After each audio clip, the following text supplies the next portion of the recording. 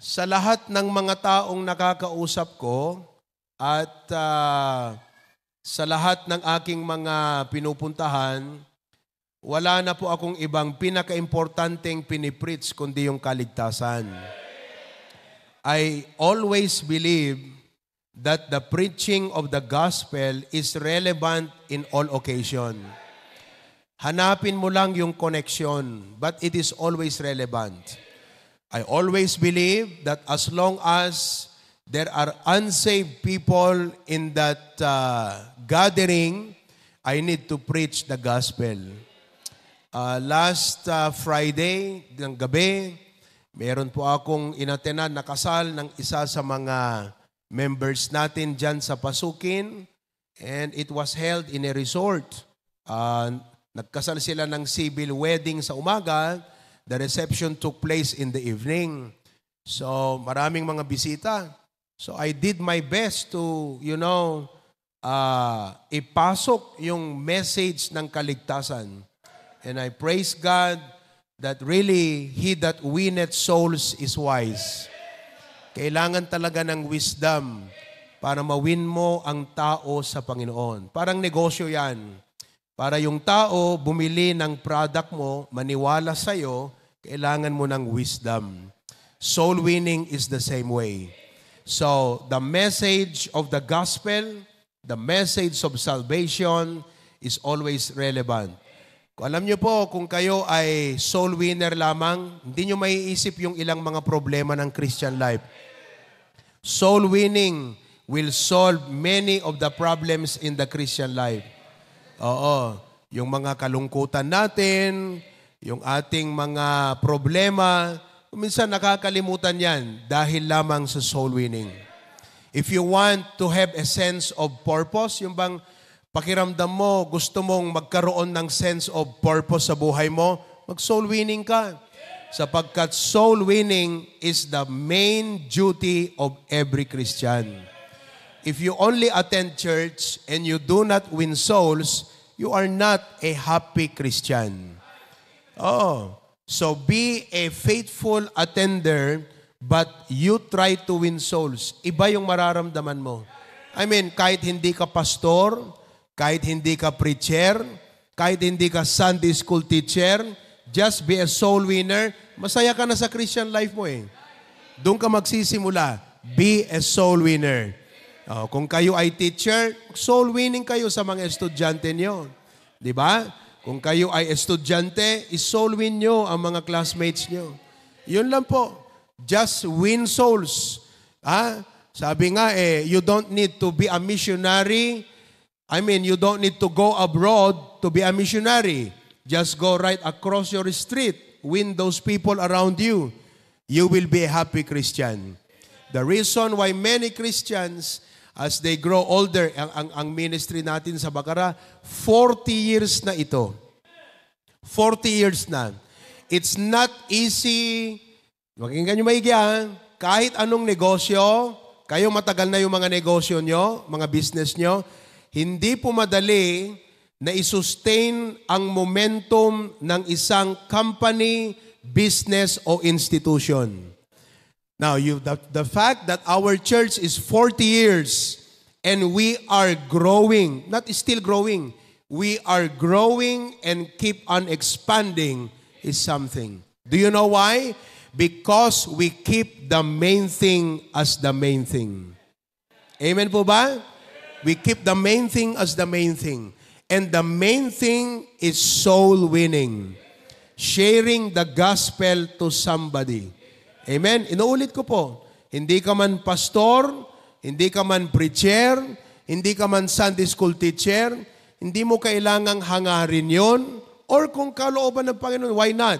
But if you want to be a happy Christian, be a soul winner. Soul winning ka.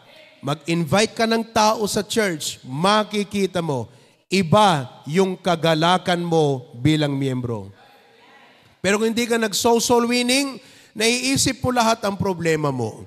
Naiisip mo lahat ang kalungkutan mo. Naiisip mo lahat ng napakadaming negatibong mga bagay. Show me a soul-winning Christian. I'll show you a happy Christian. Okay? So let us all be what? Soul. Sana po yung punto na yan, dyan pa lang, mga kapatid, napaalalahanan tayo. Na-remind tayo. Okay? Praise God for that. Ngayon po, ang aking lesson sa inyo is about the doctrine of salvation. The doctrine of salvation. Dahil tayo ay mga soul winners, we are soul conscious. Conscious tayo, as long as kaluluwa yan, aakayin ko yan sa Panginoon. By the way, yan ang dapat una na ma-revive sa atin. Tanungin mo ngayong katabi mo, kaanot na udi nga nakapag-soul winning ka kunam? Tanungin mo yan, kaanot na udi nga nakapag-soul winning ka? Sa totoo lang, kung matagal ka nang hindi nag-soul winning, alam mo na kung bakit ganyan ka. That's true. That's true. Padasam ngamin kakabsat, tuno agawid kayo, in kay manganta restaurant, agibunong kay trucks, just try to talk to someone about his soul. Iiba yung pakiramdam ng Christian life mo, kapatid. Opo, yun ang heartbeat ng Kristiyano. Kaya pag ang Kristiyano hindi nag-soul winning, parang wala ng heartbeat yan. Kailangang ma-CPR, mga kapatid, yung Kristiyanong yan. Di ba? Amen po ba? Tama ako, hindi? Tama o hindi? The reason why you feel like dying and deteriorating, because you are not soul winning. Mag-soul winning ka, hindi mo mararamdaman na mag-deteriorate ang Christian life mo. Amen? Pastor, wala man lang akong ministry sa church. Alam mong ministry mo, mag-soul winning. Mag-soul winning ka. Mag-akay ka ng kaluluwa. Biruin mo, kung nandito ka ngayon, yung katabi mo, bisita mo yan. Ikaw ang pinaka-attentive na... Di ba? Kasi kung bisita mo yan, amen ka ng amen kasi may bisita ka eh. Di mo, hindi ka maka-amen. Bakit? Hindi ka nagsusoul winning. Hindi ka nag-iimbita. Mga kapatid, basic yan. But if you do not consistently practice that, you will deteriorate. Sabi nga ni Pastor June, if you do not evangelize, you will fossilize. Tignan mo yung iba mga Kristiyano. Nagfo-fossilize na yan. Wala nang gana, wala nang kaakti-aktibo, wala nang ka-glamour-glamour. Bakit? Because they are not winning souls. Try nyo mamaya. Pag uwi nyo, kung kayo ng gospel tracts, mag-soul winning kayo dyan, marirevive ang Christian life nyo. Take my word. Amen? Marirevive ang Christian life. Okay? Now, because we are soul winners, I'm going to speak to you on the doctrine of salvation. Sa theological term, ang tawag namin dyan ay, ano tawag tayo? Soteriology. Soteriology, the doctrine of salvation. Okay? Now, your decision to trust Jesus Christ as your personal Savior is the greatest decision you could ever make. All other decisions are only minor. They can have an effect in your life, but not as salvation. Because kahit hindi ka na nakapag-asawa, kung ligtas ka, langit ka. Pero kahit nakapag-asawa ka, kung hindi ka ligtas, impyerno ka. However, it is very unlikely that you understand the true significance of what has happened in your life. So ating sariwain ngayon, what is the true significance of that decision we made to trust Jesus Christ as our Savior? First of all, there are only two spiritual families in the world. Spiritual family. Say that word, spiritual family. Very good. Now, we have the devil's family and God's family. Tanong ko, nasaan ka sa pamilyang ito? Devil's family or God's family?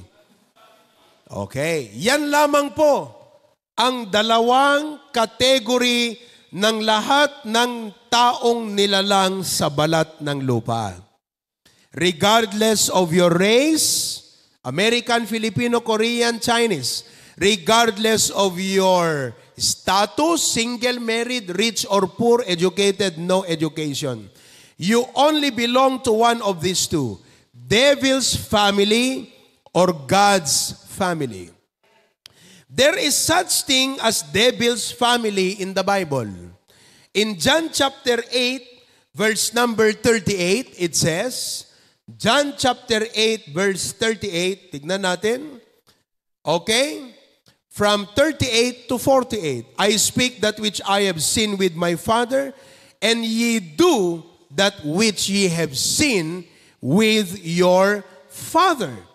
So, sabi ni Jesus, ginagawa ko, sinasabi ko, yung nakita ko sa aking Ama. Kayo ay ginagawa nyo yung nakita nyo sa inyong Ama. Ilan ang Ama na makikita nyo sa verse na yan? Hello? Hello, hello? Oo. Ilan ang Ama na nakikita nyo sa verse na yan? Dalawa. Okay. Unang Ama, kaninong Ama? Jesus, my Father. And Jesus was talking to the people. He said, hindi ba iisa yun? Tapos sasabihin ng lahat, Ama natin lahat ang Diyos. Mali. Huwag nating sabihin, it is a presumptive claim that we say all people are children of God. May mga worldly songs na ang pahiwatig, lahat anak ng Diyos. Lahat tayo, ang Diyos ang ating Ama. Mali po. Magkaiba yung Creator sa Father. Ano yung magkaiba? Maybe God is your Creator but not your Father. If God is your Father, He is also your Creator. So the claim, lahat anak ng Diyos, isa lang ang Ama natin. Yan anang Diyos. Ay hindi po totoo yun. Because Jesus said, my Father, your Father. Maganda sana kung sinabi doon, my Father, your Father, the same Father. Ay hindi. Tignan natin yung tinutukoy ni Jesus na, your Father. Sabi niya sa mga tao. Tignan natin sa verse 44. Ito yung tinutukoy niyang Ama ninyo. Verse 44. Ye are of your father, who? Ayun. Maliwanag. Ye are of your father, the devil. And the lusts of your father, ye will. Ano daw yung nakita natin sa Ama natin noon na ginagawa natin? Ano yon? The lusts. Balikan natin yung 38. I-connect natin, ha? The same chapter, Jesus talking. I speak that which I have seen with my Father, and ye do. Ginagawa nyo yung nakita nyo sa inyong. Ano yung nakita natin sa ating Ama at sino yung Ama na iyon? 44. Ye are of your father, the devil, and the lusts of your father ye will do. Ibig sabihin, pag ikaw pala ay unsaved pa, ang ginagawa mo is sang-ayon sa kagustuhan ng dyablo. Kaya nga pag naligtas ka na, umalis ka na sa ganong kalagayan. Ang gawin mo na yung kalooban ng iyong Ama. Ngayon, Ama sa langit, hindi yung Ama. So, if you are not yet saved today, kung ang tatay mo pa rin ay ang dyablo, listen, lahat ng ginagawa mo ay kagustuhan at kagalakan ng iyong ama, the devil. At ano sabi ng Bible? He was a what?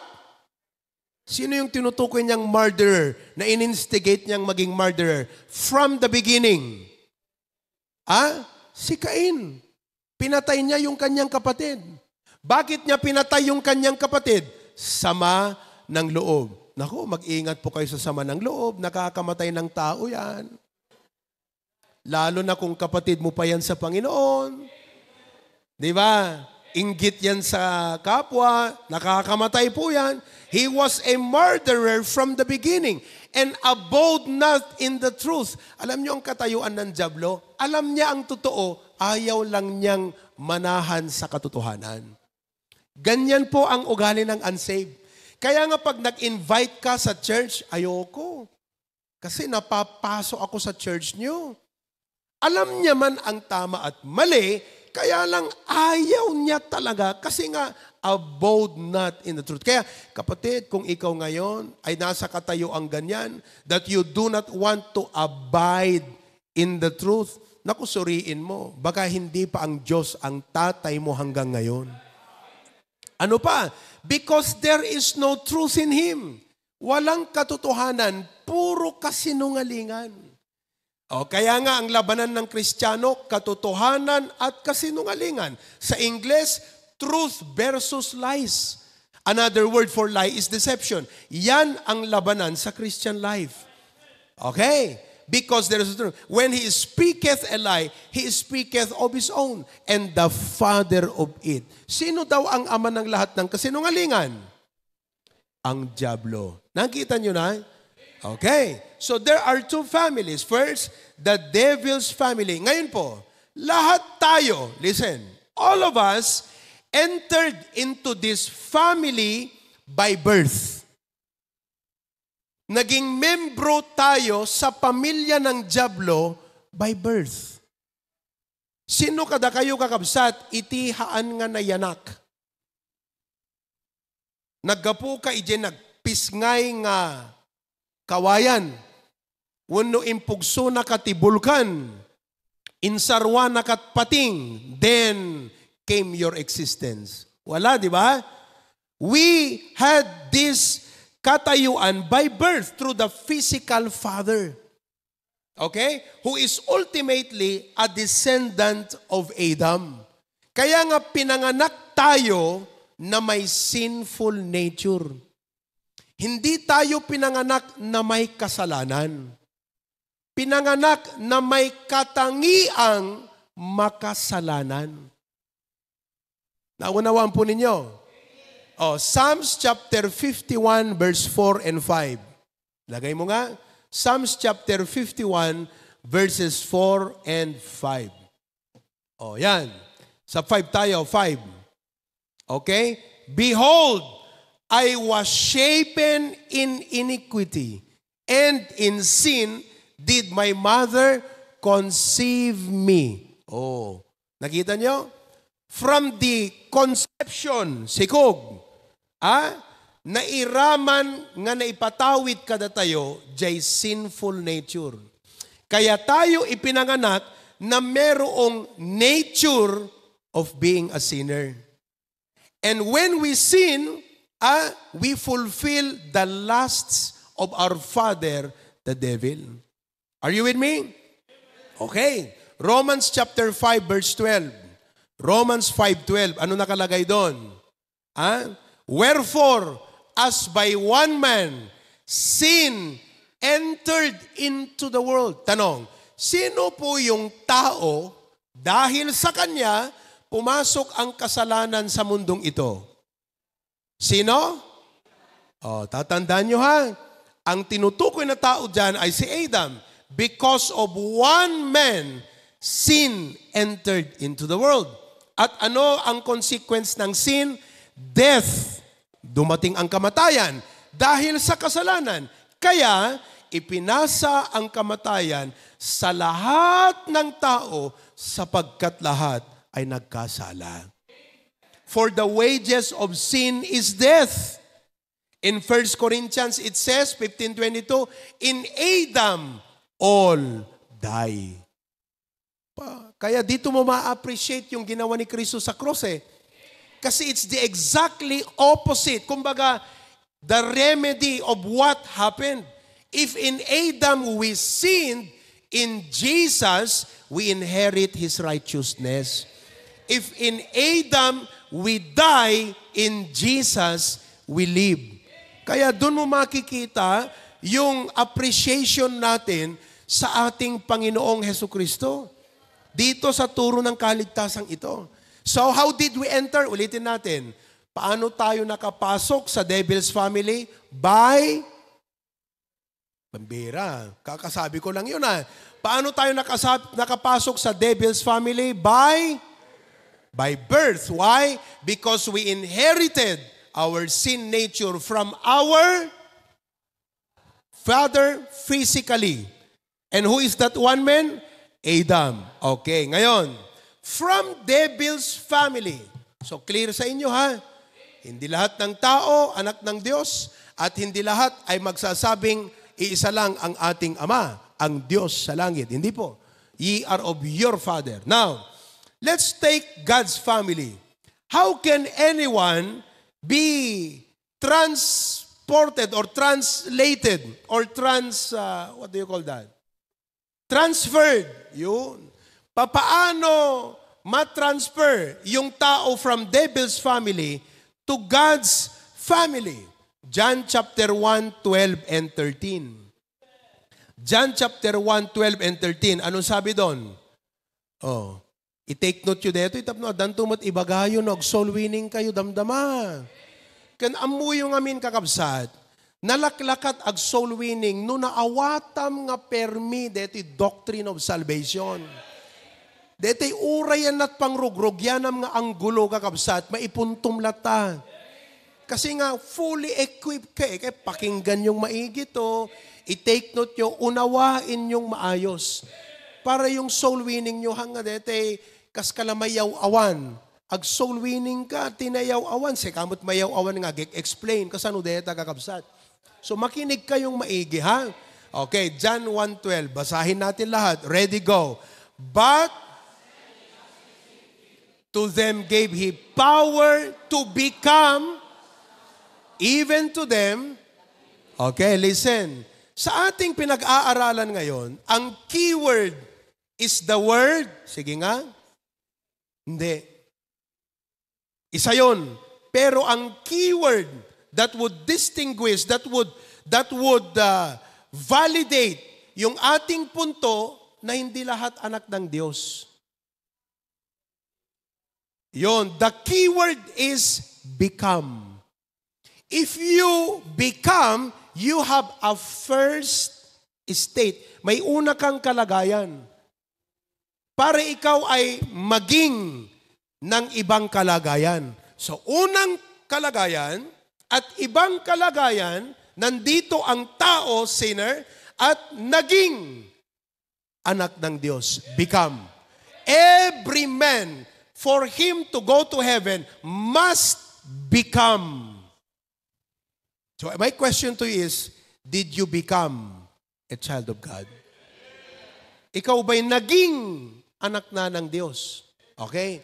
Ang tanong ngayon, papaano maging anak ng Diyos? Yan ang dapat topic sa Facebook Lahat ng tao dapat maging anak. Siyempre, magko-comment na yan. Hindi ba lahat tayo anak ng Diyos? Yun. It will open up a host of conversation, which is very good. Okay? Paano maging? Alright. Sabi ng iba, para maging anak ng Diyos, ay kinakailangan, baby pa lang, binibinyagan mo na. Binibinyagan na. Bakit po? Sapagkat sa kapangyarihan ng binyag, ayon sa kanila, mga kapatid, ay napapawalang sala yung original sin ni Adam. Well, wala yan sa Bible. Wala. Wala pong binyag sa Biblia, sa baby. At walang turo na ang binyag, ang kaparaanan para mapawalang sala ang original sin. Balikan natin ang John 1:12. Papaano maging anak ng Diyos? Basa, go. But to them, papaano maging anak ng Diyos? Anong keyword natin? Receive. That means the word receive is, number one, you have to acknowledge you're a sinner. Tama? Because you do not want to receive, a Savior na hindi mo nauunawaan. Bakit mo siya kailangan? That's why, listen, in soul winning, makinig, in soul winning, ang unang goal mo sa tao ay maramdaman niya na kailangan niya ang tagapagligtas. Lahat kasi ng tao, alam niya yan, pero hindi niya ramdam. Ang tinatawag kong ramdam, hindi po sa emotional aspect, kundi realization. Hindi yung, grabe, pakiramdam ko, hindi ako ligtas. Hindi po yung pakiramdam. Yung na-realize niya, alam niya pero hindi niya na-realize yun Naunawaan niyo. That's why, for example, I talk to people, parang yung isang lawyer, sabi ko, attorney, if you die today, are you sure you will go to heaven? Sabi niya sa akin, well, I think I will go to heaven. I said, what makes you think you will go to heaven? Sabi niya, because I'm a good man. I tried to be good with my fellow. This person, though he knows, alam niya na si Kristo tagapagligtas, pero hindi niya ramdam na kailangan niyang tagapagligtas. Bakit? Mabuti daw siya Ganyan ang katayuan ng mga unsaved. Alam nila kung bakit si Kristo namatay sa krus, pero hindi nila ramdam sa kanilang sarili na kailangan nila yun. That's why they need to first realize, pag nagsoul winning ka, yun ang goal mo, yun ang dapat conviction na makita mo sa Kanya. Sin conviction. Kaya nga tinatanong natin, do you acknowledge that you're a sinner? And when you ask that, do not ask that lightly. Alam ko, lahat ng tao umaamin na makasalanan, pero hindi niya nararamdaman yun. Ipakita mo sa Kanya yung judgment, doon niya marirealize. Halimbawa, yung isang kriminal, nakapatay ng tao. Alam niyang nakapatay ng tao, inaamin niya yon. Pero pag pinakita mo sa kanya, yan ang consequence mo, bitay. Mararamdaman niya, masama yung kanyang ginawa. That's why most people, when you are winning souls, para mas ma-appreciate niya yung salvation na tinanggap niya, dapat alam niya kung sino siya bago siya tumanggap ng kaligtasan. Tingnan niyo sarili niyo. Bakit nyo na-appreciate yung salvation nyo? Kasi alam nyo kung sino kayo bago nyo natanggap yung salvation na yan. Yan ang unang goal ng soul winner. To convict people of sin and of judgment. Yan ang sabi ng Bible sa dyan He will convict the world of sin and of judgment. Naunawaan po ninyo? Pag ginawa mo yan mga kapatid, ginawa mo yung tamang soul winning. Pag hindi mo ginawa yan, tatanggap yan, pero hindi niya ma-appreciate yung kaligtasan niya. Never. Bigyan mo ng pera yung taong may pera, hindi niya masyado ma-appreciate. Bigyan mo ng pera yung taong naghihirap, appreciate niya yun. Bigyan mo ng kaligtasan yung taong hindi niya ramdam yung kaligtasan na yun, hindi niya ma-appreciate. Pero bigyan mo ng kaligtasan yung tao na alam niya kung saan siya patungo at talagang takot siya sa kanyang sarili, sa kung saan siya pupunta, ma-appreciate niya ang salvation na yan. And do you know why many churches, and I'm going back to the basic, why many churches are not lively in singing, are not grateful in their service? Why? Because we are full of so-called Christians who do not appreciate their salvation. Nandyan yan at magsasabi, tumanggap ako, tumanggap ako, tumanggap ako, tumanggap ako. Pero hindi niya na-appreciate yung natanggap niya. Alam niyo ba na lahat ng gagawin ng Kristiyano ay outburst ng kanyang pasasalamat sa kanyang kaligtasan? Yun ang dapat, mga kapatid. Hindi natin ginagawa dahil batas ito.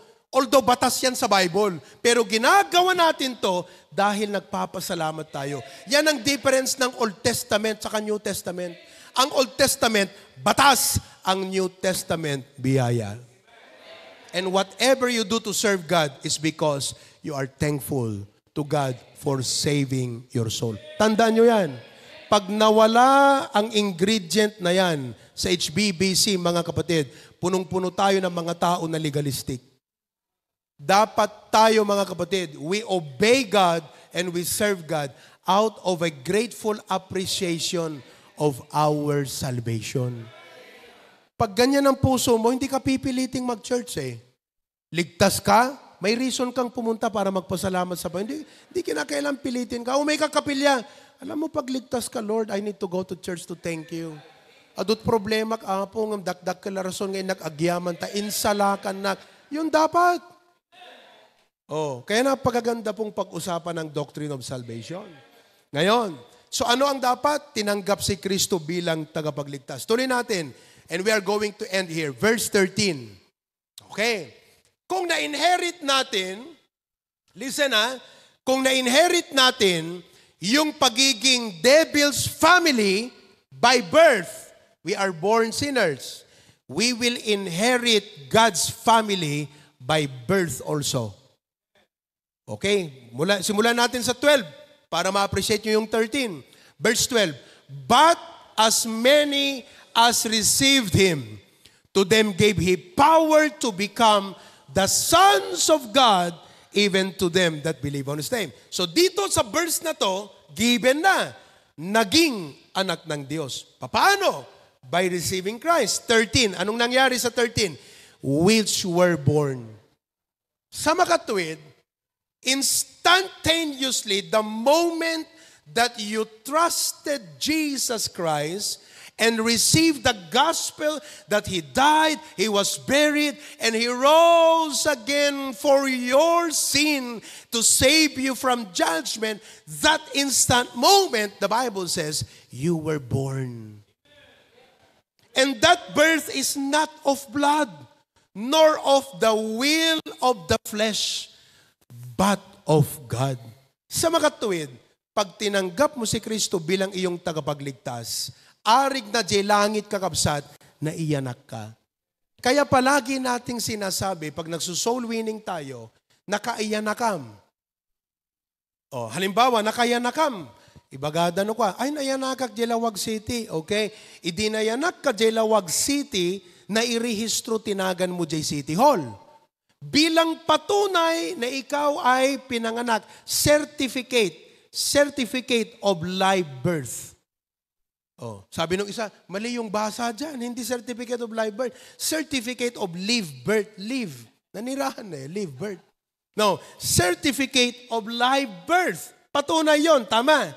Ngayon, the moment that you have trusted Jesus, that same moment na na-realize mo na ikaw ay makasalanan at na-appreciate mo ang ginawa ni Kristo sa cross and therefore trusted Him as your Savior, that moment, you were spiritually born. And because you're spiritually born, your name was registered in the book of life in heaven. Man, listen to me. Pag naunawaan mo yan, it will make you feel so good. Lahat ng Kristiyano na ganyan ang mindset ng kaligtasan niya, mga kapatid, makikita mo ang kakaibang commitment niyan sa paglilingkod sa Panginoon. Makikita mo. Ibang espiritu niyan. Iba po ang damdamin niyan. Iba ang tibok ng puso niyan. Iba. And I want all of us in the HBBC today to start to continue moving forward by starting from where we came from. The moment you got saved. Kaya ang aking tanong ngayong umaga, are you truly saved? Have you truly trusted Christ as your personal Savior? Hindi yung tumanggap naman ako. Parang yung isang kapatid, ikakasal, taga Sanchez po. I am going to officiate their wedding on June.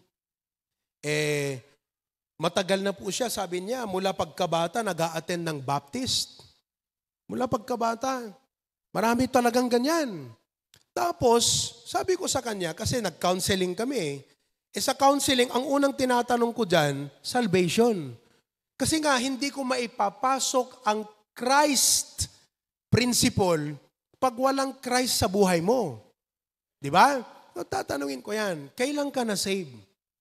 Sabi niya, Pastor, I'll be honest with you. Kung tinatanong yung kailan ako totoong na-save, sabi niya, from child up, I attended a Baptist church. Pero na-save lang ako, totoo lang, nung nag-a-attend na ako ng live stream ng HBBC. Back in 2021, I do not remember and recall anymore, But she remembers it very clearly that I preach about the gospel, and right there and then, namimpinsan nga kabsat, nga pinatutuhanan na, iti panangawat na kini Kristo, kas mangisalakan ken manubot. Doon, walang nakakakilala kahit sino. Basta doon lang sa aking online. Siguro nagpa-invite ako doon, nagpa-accept ako doon, doon na siya talagang, dito ko naunawaan ang ibig sabihin ng Ebanghelyo. Dito ko naunawaan ang ibig sabihin na ako'y makasalanan, na kailangan si Kristo'y tanggapin ko para ako'y maligtas. And she got saved. Okay, ano sabi ko sa kanya? Kapatid, kinakailangang mabautismuhan ka muli. Kasi nabaptize na daw siya noon eh. May ikamang ngamin isuna, ti member tayo. Nung makisa sa isang baptist, pero yung mapapangasawa niya, member natin sa church, sa Claveria. So I had to tell her, you need to be baptized again. Kasi yung baptism mo nun hindi valid. Ang baptism sa Bible is, you need to first be saved, then you are baptized. Kaya tignan nyo, kung alam nyo pag na-appreciate nyo yung salvation nyo, ma-appreciate nyo yung baptism nyo eh. Yung ibang mga binabautismuhan, hindi nila na-appreciate, basta yung pabatok mo lang eh. Kaya tuloy, nagbabackslide kaagad. Alam nyo kung bakit? Kasi ganito yan. Ang baptism ay pagpapahayag ng ginawa ni Kristo sa'yo. Kung grabe ang impact sa buhay mo, yung ginawa ni Kristo para sa'yo, iba yung epekto ng bautismo mo. Because Lord, sabi mo ganyan sa bautismo mo, dito ko na ipinapatotoo that you are buried because of your death and you rose again so that I can be saved. That is the essence of baptism. It's a picture of the death, burial, and resurrection of Jesus Christ. Amen po ba mga kapatid? Oh, I'm telling you, it feels so good. I do not know, but as your pastor, this should be one of the foundational marks of each and every one of us here in HBBC. The appreciation of our salvation, okay? So praise God, we are no longer a part of the devil's family, but we are now a part of God's family. And all of God's people say, are you glad you are saved today? Oh, ulitin ko ha. Kung hindi pa totoo kayong naligtas, tanggap-tanggapan lang kayo, sumunod lang sa prayer na hindi nyo naman naintindihan ang ebanghelyo at kaligtasan. Kapatid, baka siguro, baka kaya ganyan ka. Oo, because you're not born right. Because if you are born right, you have the Spirit of God in you. Hello? Oh, you need to be born again. Oh, sabi mo sa katabi mo, have you been born again? Amen? Okay, let's sing that song once again, Save, Save. Life now is sweet, and my joy is complete, for I am saved.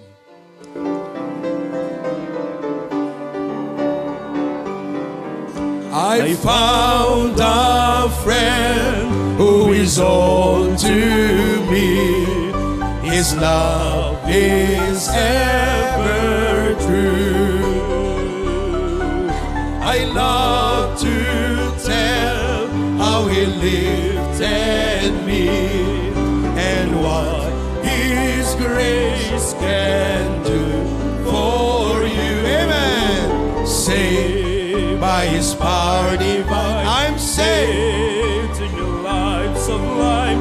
Life now is sweet and my joy is complete, for I'm saved, saved, saved. Yung iba parang for I'm saved, alam niya lang yung kanta, pero hindi niya alam yung essence ng kanta. Oh, ulitin natin yung chorus ha. Oh, hindi po masama na pagkapunta dun sa save, medyo mapapapikit ka pa ng mata eh. For I'm saved, di ba? Pero huwag na kayo, saved. Hindi na yung kailangan, okay? Amen. I mean, you are just glad that you are saved. Amen? Kailangan masaya tayo. Kailangan makapag-amen tayo na ligtas tayo ngayon. Marami kang problema, marami kang mga heartaches sa buhay mo. Oh, you should thank God you are saved. Amen. Praise the Lord. Amen? Amen. Okay, ready? Saved by His power divine, I'm saved to new life sublime. Life now is sweet and my joy is complete, for I'm saved, saved, saved. All of God's people say, Amen. Thank you so much, dear God. Digiti nga lesson kat very fundamental lessons. Pero after 40 years of ministry in HBBC, still the same message, still sweet, still joyful to share. Lord God, help us never to forget that the main thing is evangelism. The main thing is soul winning. Sometimes tumatagal kami sa Christian life and we grow so deep in doctrines, we grow so deep in our service. But help us that as we grow deeper, Panginoon, nanggagaling pa rin sa kagalakan na kami po ay ligtas. Kung meron po sa amin ngayon, he has lost or she has lost the joy of salvation, just like King David, I pray that you create in that person a new heart, O God, and restore the joy of his salvation. In Jesus' name we pray. Amen. We should have that joy of salvation.